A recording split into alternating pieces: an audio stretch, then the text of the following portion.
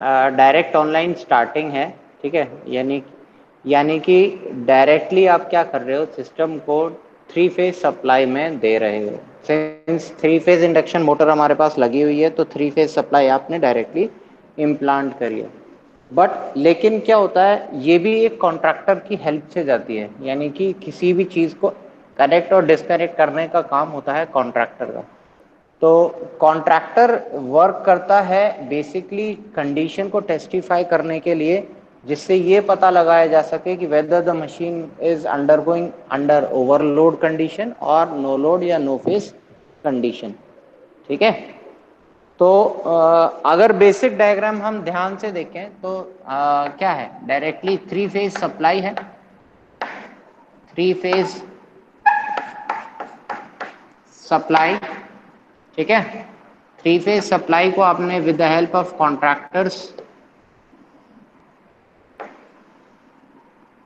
1 2 3 तीन स्विचेस एक तरह से मान लीजिए, 3 स्विचेस की हेल्प से आपने डायरेक्टली सप्लाई को कहाँ डाल दिया, 3 फेज मशीन पे,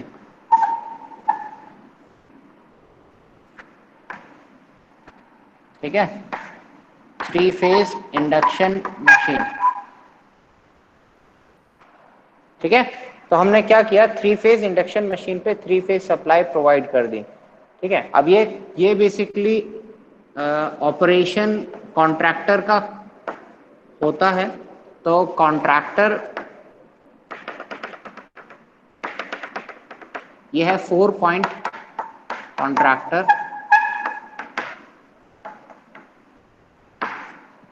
ठीक है। तो यहाँ पे क्या है, एक 3 फेजेस हैं आर वाई बी, ठीक है। तो तीनों फेजेस के बीच में लगा हुआ है, हमारे 3 कॉन्ट्रैक्टर्स लगे हुए, ठीक है। अब इसके बाद हमने ड्यूअल स्टार्टर में 2 स्विचेस लगाए। एक होता है हमारा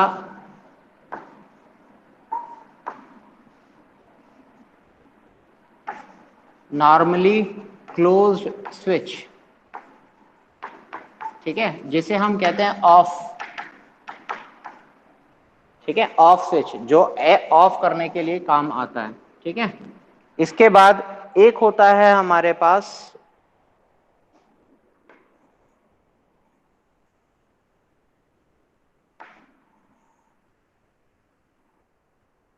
ये हो जाएगी हमारी कॉइल कॉन्ट्रैक्टर की, ठीक है।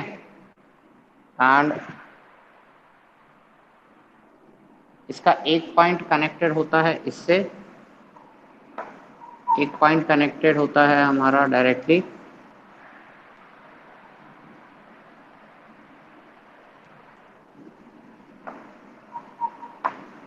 और ये जो 2 पॉइंट्स हैं, this is directly short circuited with the help of N O switch, ठीक है, जिसे हम कहते हैं ऑन।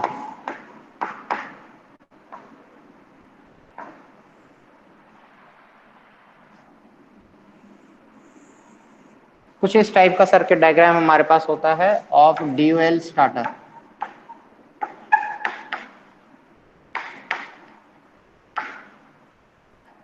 ठीक है। तो ड्यूअल स्टार्टर में क्या होता है, हमारे पास 3 फेज सप्लाई दी, या अब ये डायग्राम क्लियर है अभी? हाँ सर है। ठीक है। तो अब ये 3 फेज सप्लाई हमने दी, 3 फेज सप्लाई हमारी इंडक्शन मशीन को हमने डायरेक्टली सप्लाई करनी थी, लेकिन डायरेक्टली सप्लाई ना करके हमने क्या किया, 3 फेज में कॉन्ट्रैक्टर लगा दिया।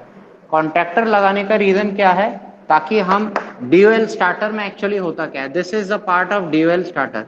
तो इनपुट आए 3 फेज और 3 फेज आउटपुट गए, तो ये जो इंटायर पार्ट है, ठीक है, this is a part of dual starter, ठीक है। तो ड्यूअल स्टार्टर में क्या है, हमारे पास 4 पॉइंट कॉन्ट्रैक्टर है। 4 पॉइंट कॉन्ट्रैक्टर क्या है, जो 3 फेज सप्लाई आई है उसी 3 फेज सप्लाई को डायरेक्टली 3 फेज इंडक्शन मशीन को सप्लाई करता है। लेकिन ये सब करने के लिए उसको क्या है, एक एनओ स्विच और एक एनसी स्विच के थ्रू ऑपरेट करना पड़ता है। तो जब भी हमें कभी मशीन ऑन करनी होती है तो हम इस एनओ नॉर्मली ओपन, यानी कि ये स्विच क्या है, हम ज्यादातर ओपन रहता है जब तक आप इस बटन को प्रेस नहीं करोगे। जैसे ही आपने इस बटन को प्रेस किया, ये एनओ स्विच एनसी स्विच बन जाता है, sorry NO switch operate on हो जाता है, इन दोनों पॉइंट्स को मीटअप कर देता है। तो जैसे ही ये मीटअप होगा, ये जो आपकी कॉइल लगी हुई है ये इसमें करंट सप्लाई होगा, एंड करंट सप्लाई होने के बाद ये जो हमारे कॉन्ट्रैक्टर्स है इनको पुल कर लेगा। ठीक है, हमारी ये एनर्जाइज हो गई। जैसे ये एनर्जाइज हुई, ये चारों पॉइंट्स हमारे कॉन्टैक्ट मेकिंग बन जाती है। तो कॉन्टैक्ट मेकिंग होने के बाद जो 3 फेज सप्लाई आपकी आ रही है, वो 3 फेज सप्लाई इंडक्शन मशीन पे डायरेक्टली चली जाती है। इन केस अगर मेरी मशीन ओवरलोडेड होती है, तो यहीं पे एक स्विच होता है ओवरलोडिंग के लिए, या तो फ्यूज वगैरह लगा देते हैं। सबसे सिंपलेस्ट चीज होती है हमारे पास फ्यूज।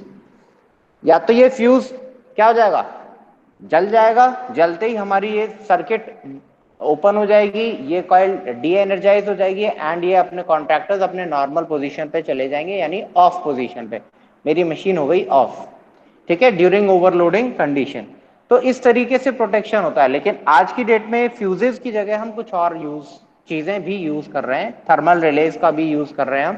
थर्मल रिलेज में भी सेम बायोमेट्रिक स्ट्रिप होती है। बायोमेट्रिक स्ट्रिप क्या करेगी, वो जैसे जैसे ओवर हीटिंग होनी स्टार्ट करेगी वो बेंड हो जाएगी, तो ये इस पॉइंट से डिस्कनेक्ट हो जाएगी। तो बेसिक ऑपरेशन कहाँ पे है ओवरलोडिंग का, यहाँ पे। ठीक है, ऑन करने के लिए हमने इस बटन को पुश किया, कॉइल को एनर्जाइज किया, 4 पॉइंट को मेक किया। जैसे ही हम इसको छोड़ेंगे, अब ये कॉइल करंट इस करंट से सर्कुलेट हो जाएगा। तो यानी कि पहले करंट यहां से यहां डायरेक्टली मूव हो रहा था, अब वो इस कॉन्ट्रैक्टर पॉइंट्स, ये मान लो A point, B point, C point और डी पॉइंट, तो ये डी पॉइंट के थ्रू जाएगा। ठीक है, तो यानी कि ये कॉइल एनर्जाइज्ड रहेगी, जब तक एनर्जाइज्ड रहेगी जब तक ये मेरी मोटर ऑन है। अगर ये डी एनर्जाइज हो गई, इसका मतलब मेरी मोटर सप्लाई से डिस्कनेक्ट हो जाएगी। ठीक है, तो ये चीजें आपके साथ है। ये रहता है हमारे पास ऑफ स्विच। ऑफ स्विच करने के लिए हम क्या करेंगे, this is normally closed switch, यानी कि ये दोनों पॉइंट्स, आप नॉर्मल स्विच को देखोगे तो ये दोनों पॉइंट्स कनेक्टेड रहेंगे। जैसे ही आप इस बटन को प्रेस करोगे, ये स्विच क्या हो जाएगा, डिस्कनेक्ट हो जाएगा। जैसे ही डिस्कनेक्ट हुआ, इस स्विच ने क्या किया, इसको डी एनर्जाइज कर दिया। तो इस टाइप का कुछ ड्यूअल स्टार्टर का ब्लॉक डायग्राम, सॉरी डायग्राम है। ठीक है, तो इसमें भी कुछ नहीं है। देखो ऑपरेशन क्या है, बेसिक यही operation, 3 phase input 3 phase output आ रहे हैं। ठीक है, ओनली कॉन्टैक्ट मेकिंग और नॉन मेकिंग यहाँ पे होता है with the help of this coil. ठीक है, तो ये जो कॉइल है ये कनेक्टेड होती है 2 फेज के बीच में। इन दोनों फेज में से किसी भी एक फेज में अगर वोल्टेज नहीं डेवलप हो रहा है, तो अगेन ये कॉइल एनर्जाइज नहीं हो पाती है पूरी। ठीक है, मान लिया ये कहीं से ब्रेक डाउन है, तो सर्किट कंप्लीट नहीं होगी। सर्किट कंप्लीट नहीं होगी तो करंट फ्लो नहीं होगा। करंट फ्लो नहीं होगा तो हमारे पास क्या होगा, ये मशीन तुरंत ट्रिप हो जाएगी। ठीक है, या इस फेज में या इस फेज में, किसी भी एक फेज में अगर बाय चांस फॉल्ट हो जाता है, तो ये मशीन मेरी चलेगी नहीं। ठीक है, क्लियर। इस केस में अगर फॉल्ट हो गया तो इट कैन बी इग्नोर्ड। ठीक है, हम मान रहे हैं कि ज्यादातर फॉल्ट की सिंगल लाइन फॉल्ट ज्यादातर किसी भी एक सर्किट में होगा, या तो इसमें या इसमें। ठीक है, चलिए, तो ये कुछ इस टाइप का ब्लॉक डायग्राम है, dual starting method. Dual starter में कुछ ज्यादा है नहीं एक्सप्लेन करने के लिए। Direct machine 3 phase induction machine is directly supplied with 3 phase supply. तो इक्वेशंस भी इसमें कुछ ज्यादा नहीं है। ठीक है,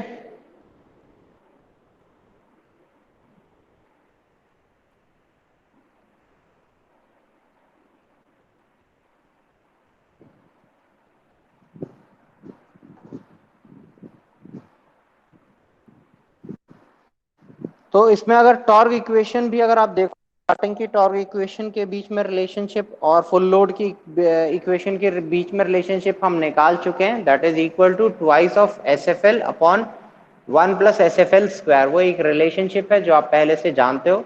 ठीक है, वो आप पहले ही इवेल्युएट कर चुके हो। In terms of current evaluate करना है तो करंट की टर्म्स में भी आप इवेल्युएट कर सकते हो इस चीज को।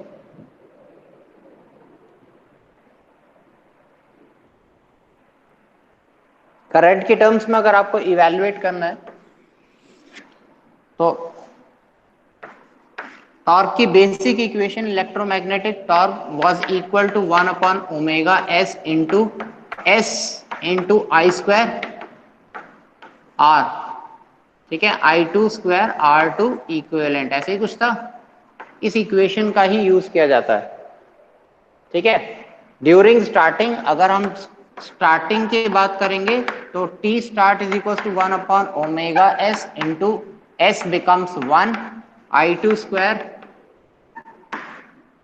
स्टार्टिंग एंड R2 इक्विवेलेंट, ये इक्वेशन बन जाएगी। एंड रनिंग कंडीशन या फुल लोड कंडीशन की बात करेंगे तो T F L is equal to 1 upon omega S S F L, यहाँ पे इक्वेशन मिल जाएगी, this is I2 F L square into R2 equivalent,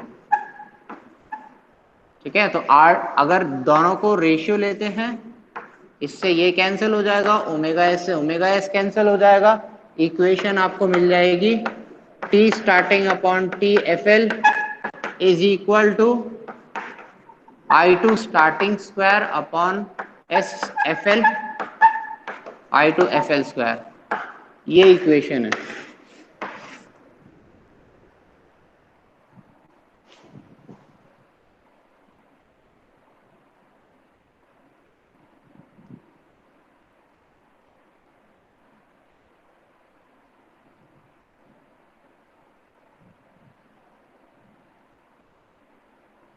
ठीक है, ये आपके पास एक इक्वेशन मिल जाएगी फाइनली।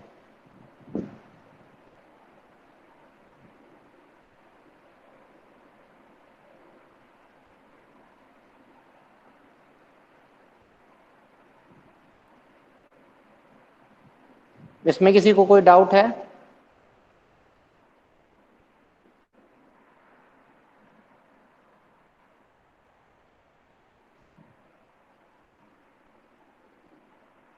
हेलो, इसमें किसी को कुछ पूछना है? बेसिक इक्वेशन है इलेक्ट्रोमैग्नेटिक टॉर्क की, ये वाली हमने तो दोनों इक्वेशंस लिख ली। स्टार्टिंग के केस में S becomes 1, I2 becomes I2S starting. I2S starting क्या है, अगर आप इवेल्युएट करोगे what is I2S start, that is equal to E2 0 upon R square plus S becomes 1, तो यहाँ पे आ जाएगा ये आप चीज, आपको ये चीज ध्यान देनी है, x2 0 स्क्वायर, ठीक है। जबकि हमारे पास I2FL क्या होता है, I2FL becomes SE2 0, ठीक है, R2 square plus SFL square x2 0 square, इसका अंडर रूट, इसका भी अंडर रूट बना, ये इक्वेशंस है I2 स्टार्टिंग की, I2FL की। दोनों इक्वेशन रख के आप कंपेयर करना चाहो तो वो भी कंपेयर कर सकते हो। E2 0 से E2 0 कैंसिल हो जाएगा, SFL स्क्वायर यहाँ आएगा, ठीक है।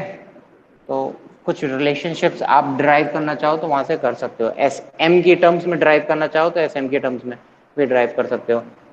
अगेन अगर आपने इस चीज को इवेल्युएट, हमने फर्दर पहले से ही कर रखा है, twice of S F L upon S M 1 plus S F L square, ये इक्वेशन फाइनली डिड्यूस हो सकती है यहाँ से, ठीक है।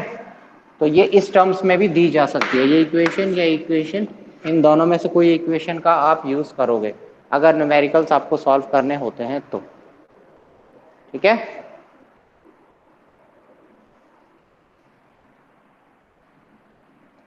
क्लियर है ये चीज? तो this is all about your dual starting method. Dual starting का डायग्राम ये है, ध्यान रखना।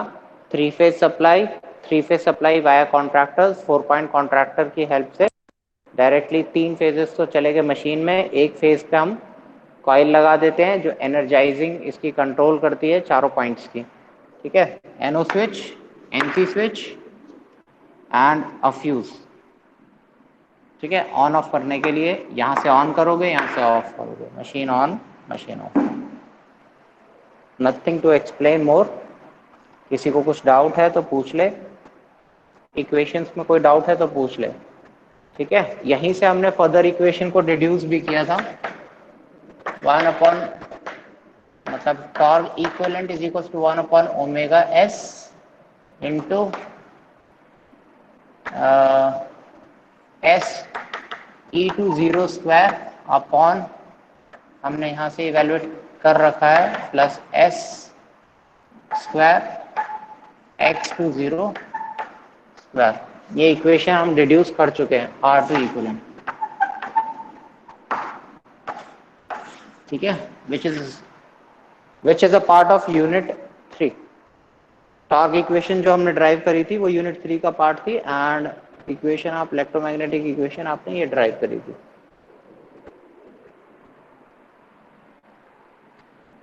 चलिए नेक्स्ट हमारे पास है dual star delta starter.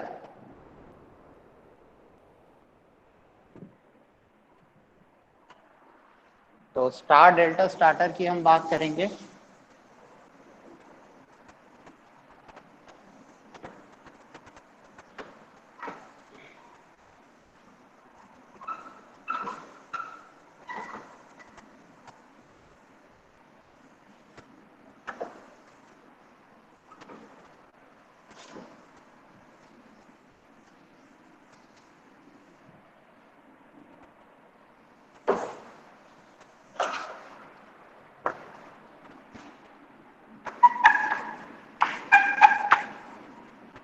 Star delta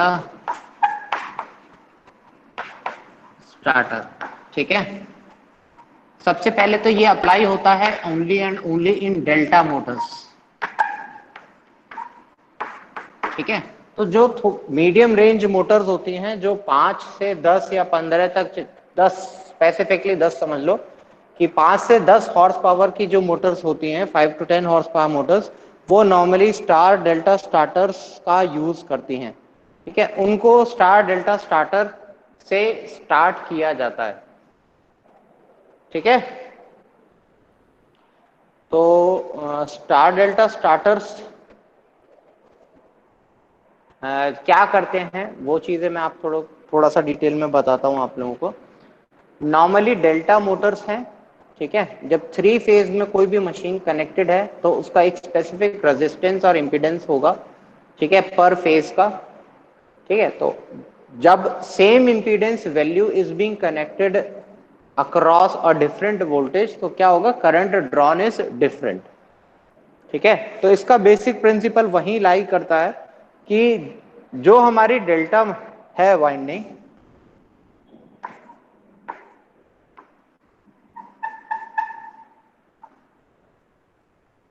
ठीक है, कुछ इस टाइप की वाइंडिंग है डेल्टा वाइंडिंग हमारे पास। इसका ZPH is the phase impedance value, ठीक है। तो ये कनेक्टेड है बिटवीन कहां, अगर मान लेते हैं 220 वोल्टेज लेवल पे कनेक्टेड है, तो 220 नहीं, 440 वोल्ट पे कनेक्टेड है, ठीक है। तो यही कॉइल 440 वोल्ट्स, यहां से यहां तक वोल्टेज क्या है आपका, 440 वोल्ट, ठीक है। जब ये कनेक्टेड है तो 440 की वजह से करंट फ्लो होगा यहाँ पे, तो जो भी करंट होगा that is I, let us consider, ठीक है, आई स्टार्टिंग। अगर स्टार्टिंग की बात करें तो स्टार्टिंग का करंट जो भी होगा वो फेज वैल्यू यही रहेगी। अब हमने क्या किया, इस डेल्टा वाइंडिंग के 6 टर्मिनल्स हैं, 1 2 3 4 5 6, 6 के 6 टर्मिनल्स को मशीन से बाहर निकाला, मशीन की कास्ट पे डाला, एंड उस कास्ट से हमने 6 के 6 टर्मिनल्स कनेक्ट कर दिए स्टार डेल्टा स्टार्टर से, ठीक है। तो स्टार डेल्टा स्टार्टर क्या करेगा, इनिशियली मेरी इसी मशीन को, डेल्टा कनेक्टेड मशीन को स्टार मशीन बना के ऑपरेट करेगा, ठीक है। तो अब मैंने क्या किया है, इम्पीडेंस द सेम, तो इम्पीडेंस सेम है मशीन का,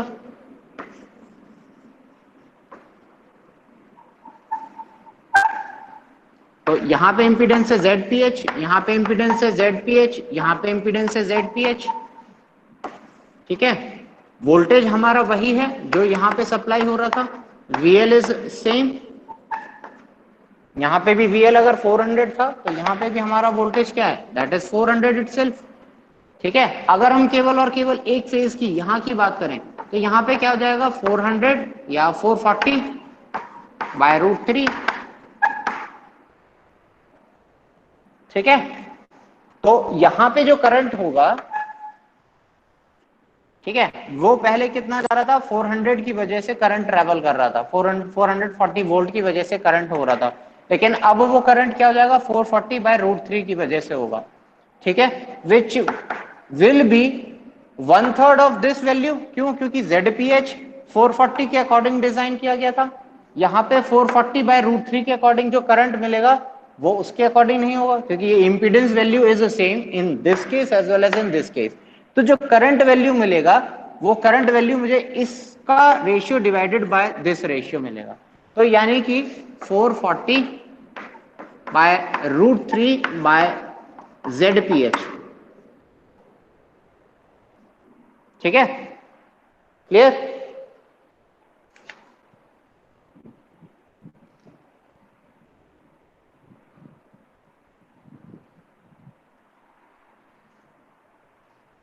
ठीक है, अब कंपेयर करें दिस अपॉन दिस। ठीक है, तो जब हम कंपेयर करेंगे, ये है हमारा फेज वैल्यू, तो अगर लाइन वैल्यू क्या हो जाएगा, that will be root 3 of IPH। यहां पे क्या है हमारे पास, this is same, that is IPH itself.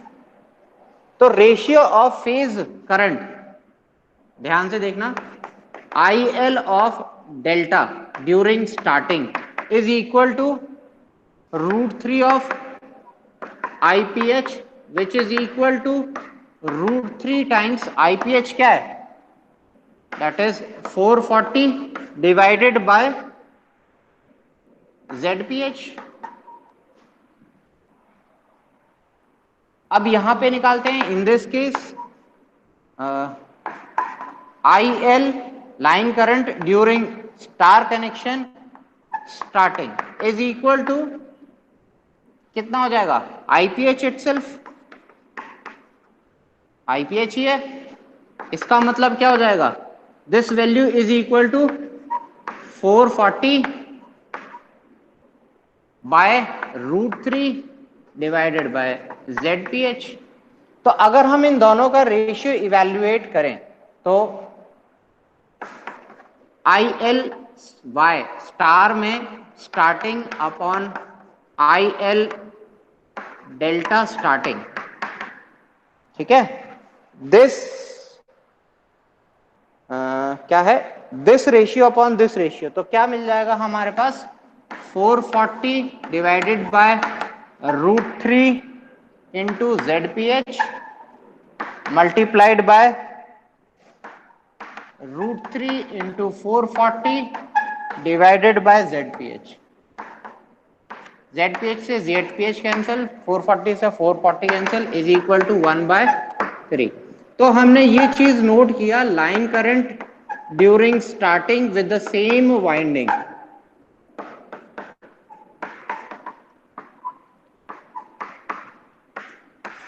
हमने क्या ऑब्जर्व किया, line current during starting of star connection and line current during delta connection starting, in both the cases is exactly 1/3। ठीक है, this ratio is 1/3 of this value. ठीक है, तो यहां से हमने यही चीज एक्नॉलेज किया, अगर कोई भी मशीन, ठीक है, अगर कोई भी machine, suppose it is delta connected machine, अगर मेरा 30 एम्पेयर इनिशियल करंट ले रही है, ठीक है, तो जब मैं उस सेम मशीन को स्टार कनेक्शन में चलाऊंगा इनिशियली, तो it will take 30/3 which is equal to just 10 ampere. ठीक है, and it can be quite, this 10 ampere is within the limits of this machine. ठीक है, जो कि 30 एम्पेयर मशीन पे ना हो सकता है ये मशीन मैंने 10 एम्पेयर की रेटिंग से बनाई हो। ठीक है, तो अब क्या है, वो 10 एम्पेयर की रेटिंग से बनने के बाद थोड़ी देर ऑपरेट होने के बाद वंस 1 मिनट या 1.5 मिनट के आसपास, 90 सेकेंड्स के आसपास मशीन को मैंने रन कराया, तो मैंने क्या किया, इस 10 एम्पेयर की वजह से जो मेरी मशीन है, हालांकि वो कम स्पीड में जरूर दौड़ेगी, क्यों, क्योंकि इतनी पावर नहीं होगी, ठीक है, but yes it will approximately reach, अगर 1500 आरपीएम की मेरी मशीन है तो 1400 आरपीएम के अराउंड आसानी से चली जाएगी, ठीक है, क्योंकि अगर आप नॉर्मली इंडक्शन मशीन को स्टार्ट करते हो तो 100 वोल्ट्स पे ही मेरी मशीन लगभग 1400 आरपीएम के आसपास चली जाती है, ठीक है, जो कि 230 वोल्ट की मशीन है, जो 100 वोल्ट पे ही वो 1400 आरपीएम पे चली जाती है आसानी से, ठीक है। तो यहाँ पे भी वो मशीन मेरी अगर 1500 आरपीएम की है तो वो 1400 आरपीएम या उससे ज्यादा आरपीएम पे जा सकती है, ठीक है। अब 1400 आरपीएम पहुंचने के बाद इस मशीन को तुरंत मैं इस कनेक्शन में पहुंचा दूंगा।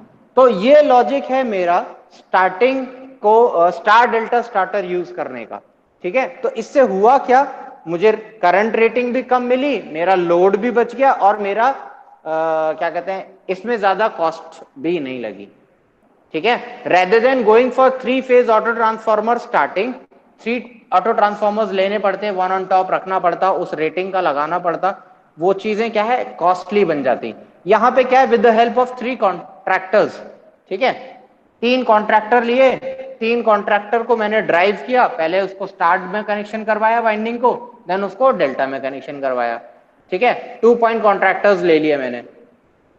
तो 2 पॉइंट कॉन्ट्रैक्टर्स ने क्या किया, मशीन को पहले स्टार में कन्वर्ट कराया, देन कुछ देर के बाद वो डेल्टा में वाइंडिंग में पहुंचा दिया, जिससे हमारे पास कॉस्ट सेविंग भी हो गई और मेरी मशीन की जो चीजें हैं वो भी बच गई, ठीक है। Instead of investing a large amount on starting of machine, मैंने थोड़े से अमाउंट में ही अपना काम निकाल लिया।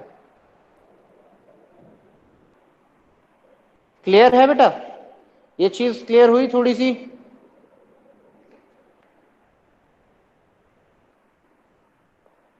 हेलो, हाँ सर। ये चीज क्लियर हुई थोड़ी सी? हाँ सर, होगी।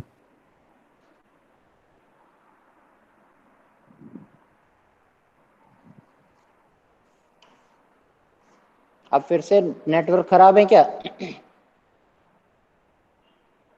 अनुराग त्यागी,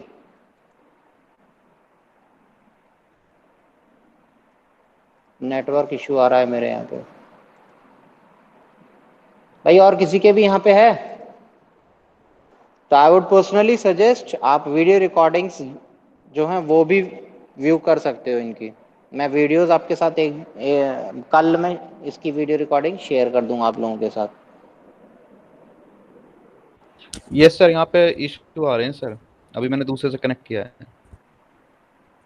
हो सकता है बेटा, चलिए। तो it's not in my hand, it's not in your hand, only the things have to be in flow, ठीक है। कोई नहीं, टेंशन नहीं है, जितना हो पा रहा है उतना करो, मैंडेट नहीं है कि सारी चीज़ें करनी है। But yes, I will be sharing the recordings, you can view the recordings later on. हालांकि इसमें डाटा खर्च होता है, तो प्लान्स आप हैवी ले लो, 2-2 GB अराउंड पर डे, या ज़्यादा भी लेना पड़ सकता है आपको। चलिए, इतना क्लियर है तो we shall move for the theory of star delta starting में इतना ही है, ज़्यादा नहीं है। अगर कोई पूछता है तो ये इन वर्ड्स लिखना है, हम स्टार्टिंग में किसी, स्पेशली तो ये मेंशन करना ज़रूरी है कि हम किसी तो डेल्टा वाइंडिंग मोटर को हम यूज़ करते हैं, ठीक है। तो delta connected winding is normally used या preferred for star delta starters only, ठीक है, ओनली एंड ओनली, मेंशन कर लेना उस चीज़ को। अगर कोई और मशीन होगी तो हम उसको स्टार डेल्टा स्टार्टर की हेल्प, मतलब किसी और स्टार्टर की हेल्प से स्टार्ट नहीं करेंगे। तो इनिशियली हम क्या करते हैं, वाइंडिंग को इस कंडीशन में रन करते हैं, स्टार्टिंग हम इससे करते हैं एंड ड्यूरिंग रनिंग हम कंडीशन इससे करते हैं, ठीक है, ताकि मेरी मशीन फुल रेटेड पे काम कर सके। तो स्टार्टिंग करने के लिए मैंने उस मशीन को स्टार कनेक्शन किया। स्टार कनेक्शन में क्यों किया, क्योंकि यहाँ पे 1/3 ऑफ एम्पेयर लेती है करंट, ठीक है। तो जितना भी लाइन करंट होगा, लाइन करंट अगर 30 एम्पेयर इनिशियली आ रहा था तो स्टार कनेक्शन करने की वजह से वो लाइन करंट केवल 30 एम्पेयर लेगा। तो 30 एम्पेयर पे मेरी मशीन हो सकता है फूकेगी नहीं या जलेगी नहीं। इसके बाद थोड़ी देर के बाद once the machine picks up around 80% of the speed, मैं मशीन को स्विच कर देता हूँ 1 second, within less than a second मैं उसको स्विच कर देता हूँ in a delta connection, so that the machine can be operated at its full rating. ठीक है। तो मैं फुल रेटिंग ऑपरेट करने के लिए मैं इस मशीन को डेल्टा कनेक्शन में पहुंचा देता हूँ। याद रखना है ये सारी चीजें, स्टार्टिंग स्टार से और रनिंग डेल्टा से। ठीक है। तो याद कर लो, स्टार्टिंग स्टार एसएस, याद रखना। ठीक है। एंड रनिंग डेल्टा आरडी, ऐसे याद कर लो, SS RD, SS RD, starting star running delta. ठीक है। तो ये है हमारा स्टार डेल्टा स्टार्टर का यूज करना। यस, इसका कनेक्शन डायग्राम बनाना है। चलिए कनेक्शन डायग्राम बना के देते हैं आपको, यहीं बना लेते हैं।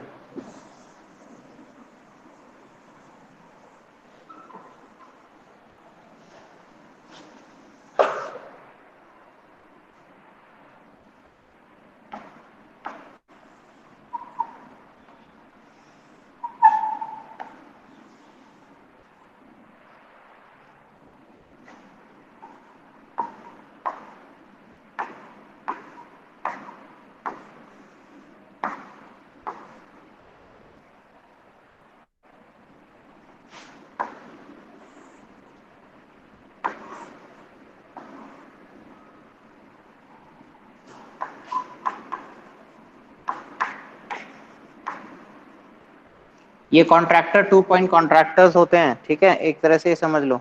तो 2 पॉइंट कॉन्ट्रैक्टर्स एक बार नीचे कनेक्ट होगा, एक बार ऊपर कनेक्ट होगा। फिलहाल मैंने ऊपर कनेक्शन की तरफ दिखाया हुआ है। ठीक है, बट रनिंग स्टार्टिंग कंडीशन में हम यहाँ रखते हैं, कुछ सेकंड के बाद स्विच कर देते हैं रनिंग कंडीशन पे। तो हमारे पास 3 फेज वाइंडिंग उसके बाद होती है हमारे पास।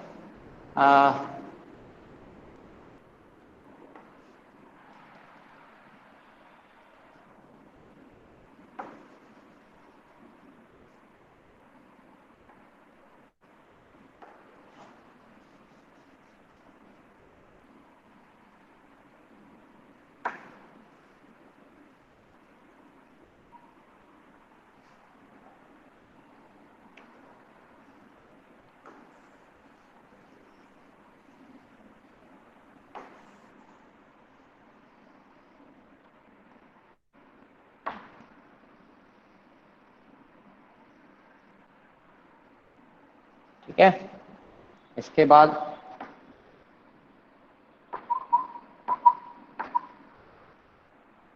फेज ए बी सी, ये मान लो A1 है, ये B1 हो गया हमारे पास, और ये C1 हो गया हमारे पास।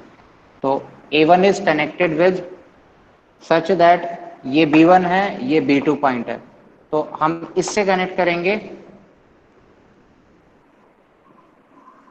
इस पॉइंट को। ठीक है, देन A1 A2, अगर which is B1 is this B1 B2 C1 C2। तो B1 B2 is connected to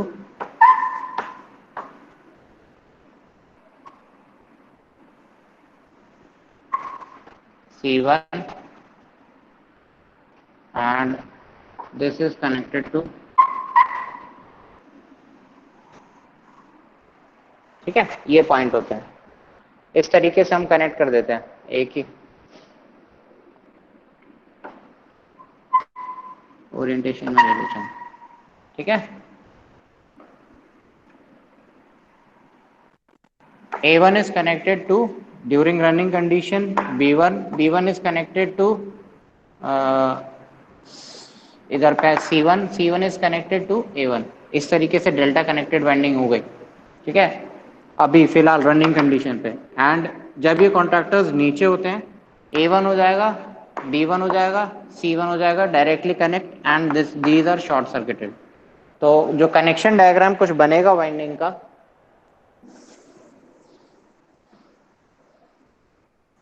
दोनों केसेस में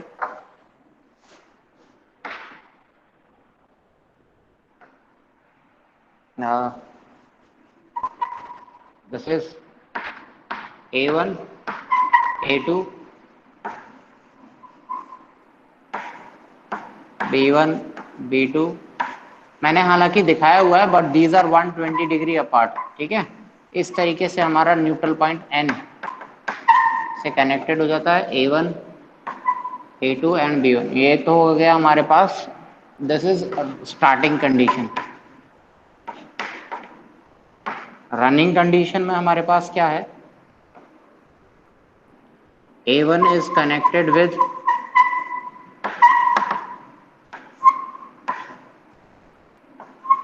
B1, this is your A2, ठीक है। कॉइल, हम हमेशा कॉइल की नंबरिंग करते हैं A1, A2, B1, B2, C1, C2। तो ये हो जाएगा हमारा A1, ये हो जाएगा हमारे पास A2, this is your phase A, this is your phase B। Phase B में हमारे पास सेकेंड वाइंडिंग है, this is your B1 which is connected to B2 and this is your phase C। इस तरीके से कनेक्टेड हो जाते हैं। This is your C1 and C2, तीसरी वाइंडिंग। यही वाइंडिंग यहाँ डिपिक्ट की गई है। A1 is connected to this point B, ये रहा। A2 is connected with B1, A2 point है ये वाला, this is connected with B1, ठीक है। तो ये है हमारी रनिंग कंडीशन की वाइंडिंग और ये है हमारी स्टार्टिंग कंडीशन की वाइंडिंग। तीन फेजेस है A, B, C और यहाँ पे भी तीन फेजेस A, B, C, ठीक है। तो this is your theory for star delta starting.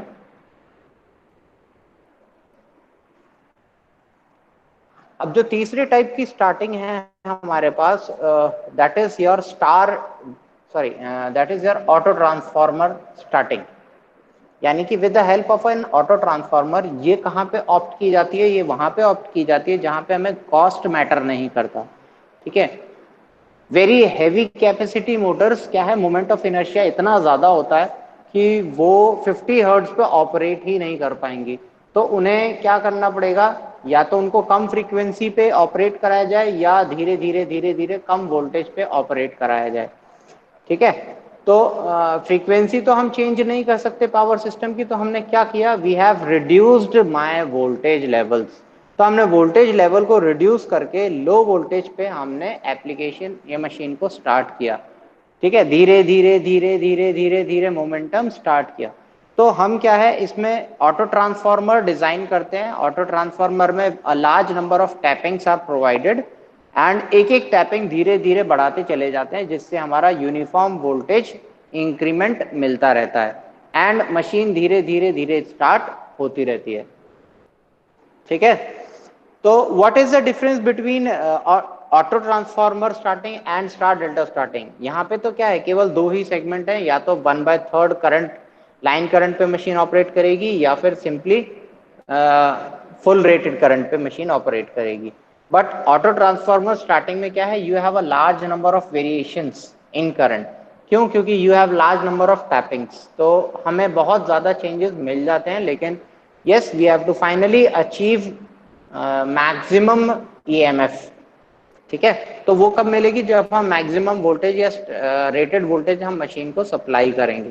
तो हम जब मशीन को रेटेड वोल्टेज सप्लाई करते हैं तो उस कंडीशन में हमारा ऑटो ट्रांसफार्मर उसी तरीके से काम करता है जैसे हमारे बाकी दो स्टार्टर्स काम कर रहे हैं। बट जब हम रिड्यूस टैपिंग पे काम करते हैं तो हमारे पास करंट ड्रॉन या ये कह लो पावर, ठीक है, generated is less compare to this, ठीक है।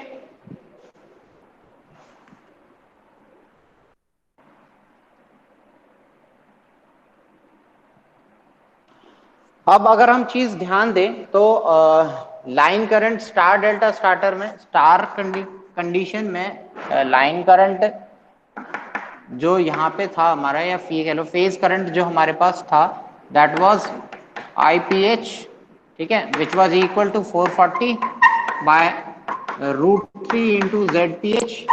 अगर फेज वैल्यू की हम बात करें तो यहाँ पे भी फेज वैल्यू कितना है, that is 440 by ZPH। This was my current. But yes, जब हम लाइन करंट इवेल्युएट करते हैं तो IL यहाँ पे IPH बन जाता है एंड यहाँ पे IL बिकम्स √3 IPH, ठीक है।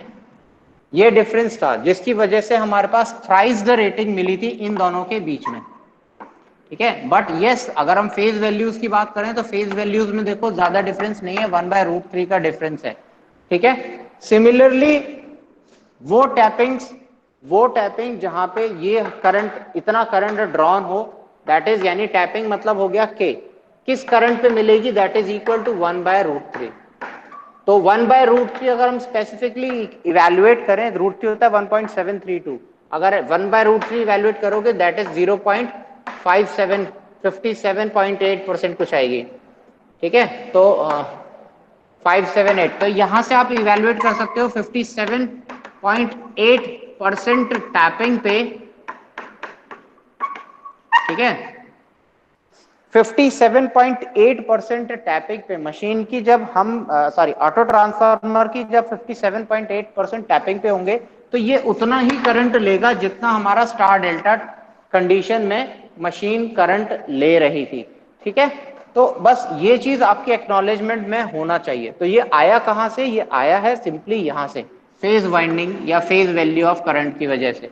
यहाँ पे difference was only this value, ठीक है, 440 बाय ZPH, 440 बाय ZPH, 1/√3 का डिफरेंस था। इस 1/√3 ये करंट कब इवेल्युएट होगा, जब हम सप्लाई भी 440/√3 देंगे।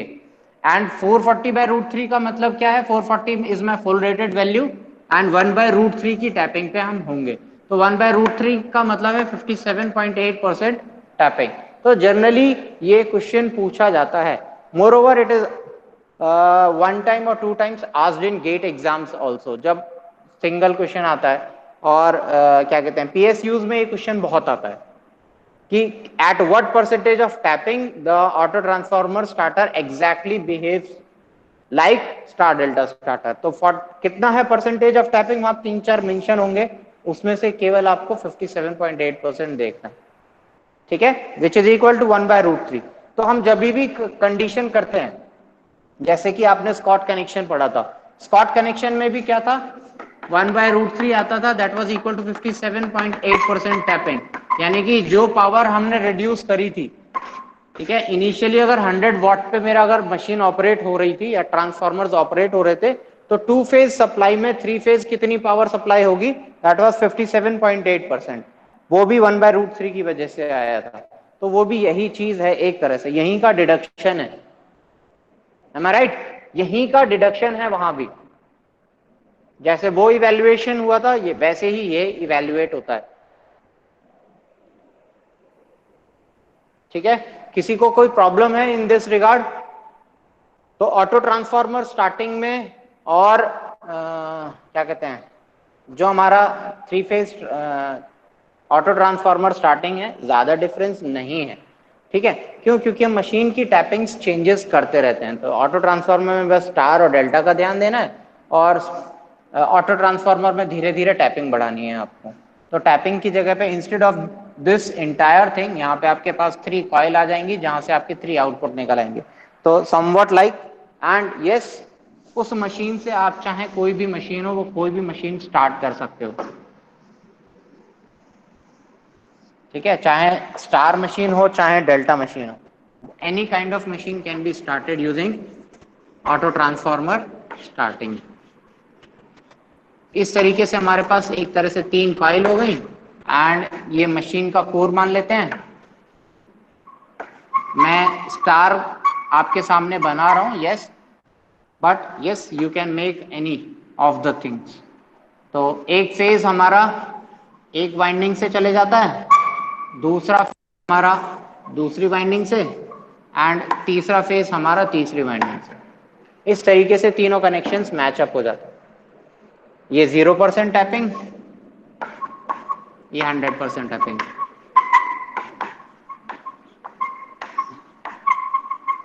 तो डायग्राम सिंपल है, phase A, phase B and phase C. Diagram में कोई ज्यादा चीजें नहीं है, ठीक है। अगर किसी को कोई डाउट होता है तो मुझसे पूछ लेना, मैं पीडीएफ नोट सर्कुलेट कर दूंगा आप लोगों के बीच में इन दिस रिगार्ड।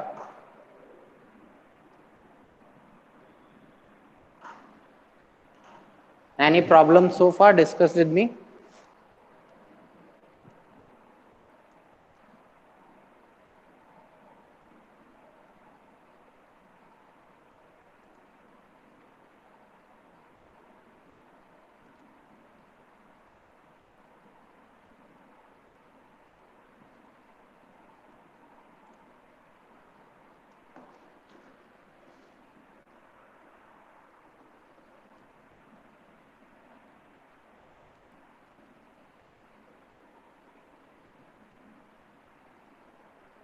हेलो, किसी को कोई प्रॉब्लम है तो डिस्कस विद मी। आज आपकी अटेंडेंस बहुत कम आ रही है बेटा, क्या बात है? नहीं है सर कोई प्रॉब्लम। अभी तुझे तो कोई प्रॉब्लम ही नहीं होगी बेटा, पढ़ भी रहा है। हाँ सर, बस वो समझ नहीं आ रहे हो, बुक भेजी है ना, बुक से समझ नहीं आ रहे हो तो भाई नोट्स। लेक्चर्स देख लो, नोट्स देख लो, लेक्चर्स देख लो, जो भी है, वही देख रहा हूँ सर। ठीक है। कोई इश्यूज आते हैं मेरे से डिस्कस कर लो, डिस्कस भी तो नहीं करते तुम लोग।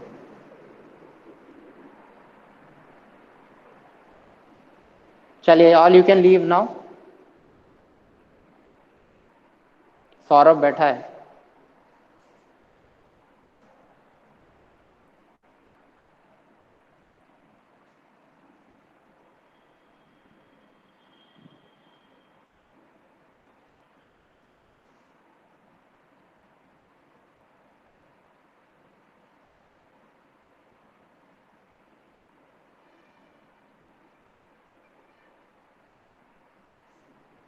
गौरव,